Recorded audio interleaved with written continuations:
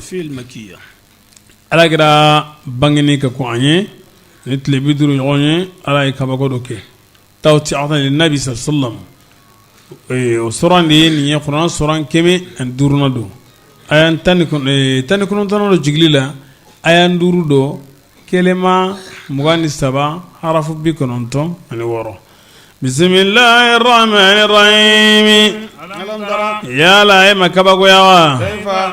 alam dar yale mafulil kayfa chugula ni mayo bara ni sama so dungewe sama do kumbo bolo ko mahamudu mawdo ko mi yamande e sojo kube alkaba ka maw détourner katro imma arabu kelera katu ko son no o mabbe uma o ye fereke awa ka fuku bi tajur sara alkaba la wulla kuto sira la u ye mɔgɔ dɔw ɲɛnamina fo kana se alikaba masurunya la u selen yen nɔ kumana Abdulmutalib bɔra kana k'u kunbɛn ka sɔrɔ ka a ɲini u fɛ ko baganw b'ale bolo k'u k'o to yen u ko kun bonyana anw ɲɛkɔrɔ mais jaa tɛ maa ɲɛnama yɛrɛ ye a ko o tɛ e ko i bɛna so min kama tigi b'o la ne tun ta ye baganw ye kumana sɔrɔla ka bɔ ale kɔrɔ ka na dulon alikaba la ka dugawu kɛ ka fɔ makanga ka bɔ kɛlɛ gasi ɲɛ siran in kama ala sɔrɔla k'u kɛrɛn n'u ka samasow ni fini ni kɔnɔ ye u bɛ komi n'a fɔ awa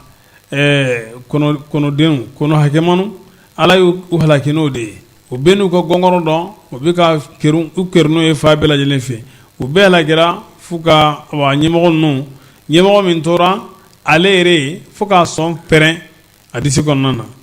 naam yala ala muka dabali kɛ lafili lama nafanye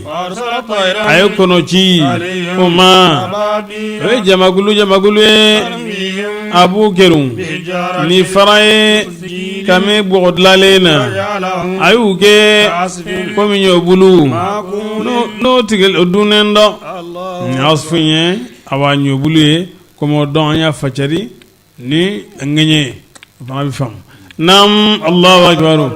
ولا إله إلا الله والله أكبر ولله الحمد